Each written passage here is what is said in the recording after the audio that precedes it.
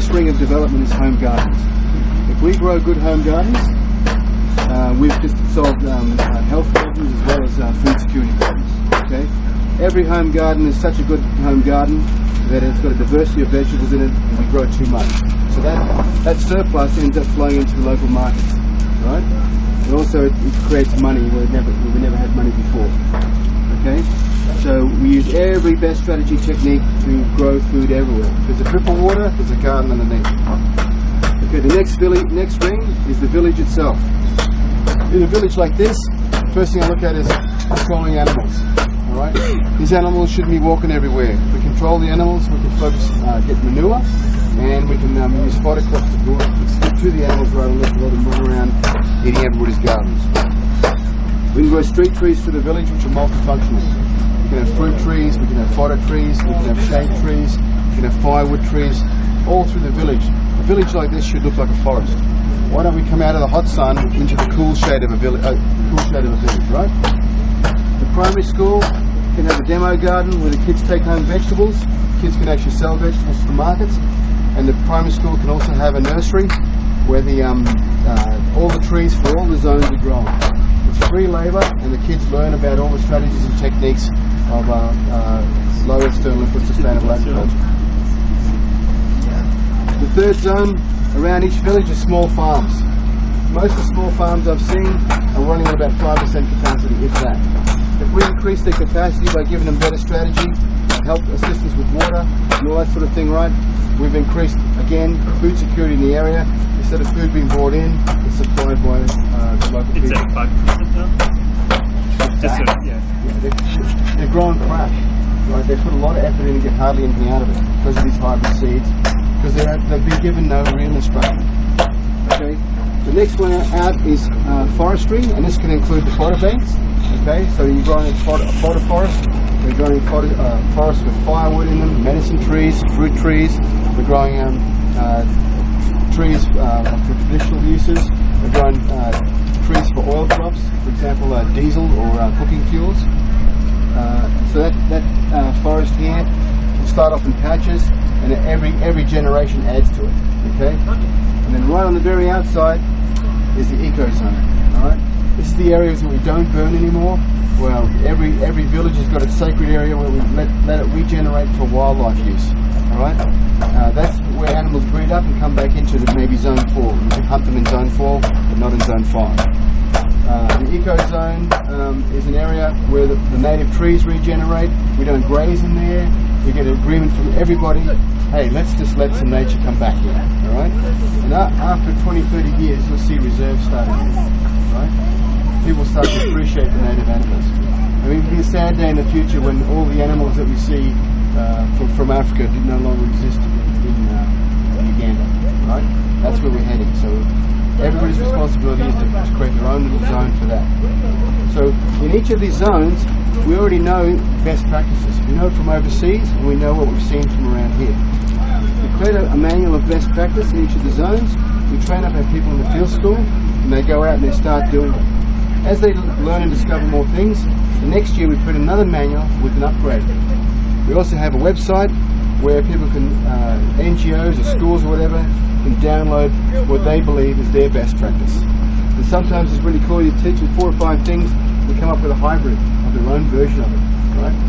So if we look at all the NGOs in Karamoja, everybody's doing something right. What is all that right? Let's put all that right into a pool, and everybody's can have in the back of the manual printed their organisation what their little achievement was, right? So it brings the footy team back together and focuses on the game plan.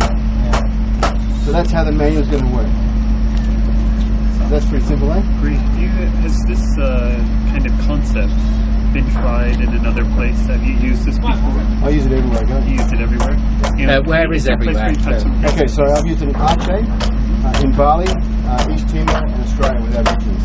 And what was the sort of long-term impact? I mean, what it is that they hang their knowledge on that system. Yeah. They go, oh yeah, home gardens, oh yeah, and it gives you a reference point in your own mind for all these different strategies.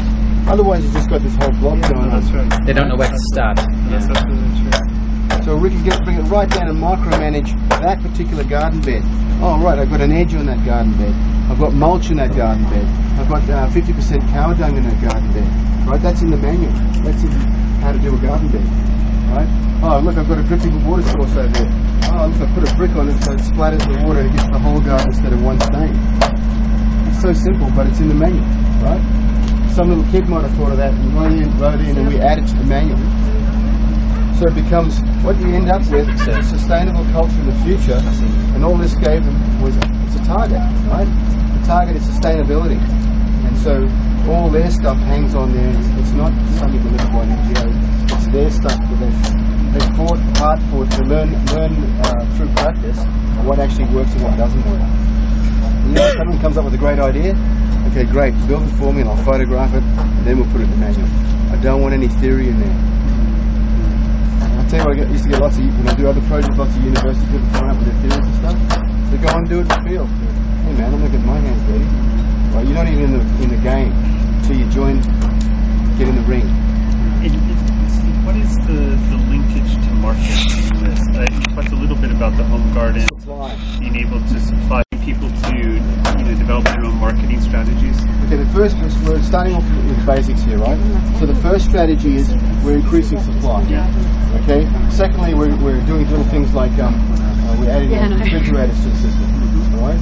Without refrigeration, they're going to end up as veggie slaves.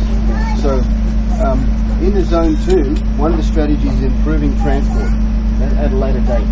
Right, so all of a sudden, Freddie's got, in zone 3 here, Farmer Blogs has got, a whole truckload of vegetables to go to market. If the road's free, we can't get into market. The local government has to assist here in upgrading the roads, and instead of having the farmer having to buy a truck, maybe WFP can assist with transport instead of transporting food in, they transport food around in smaller vehicles using local. So you shift your strategy to meet the you don't start now, you start when you see the result, right?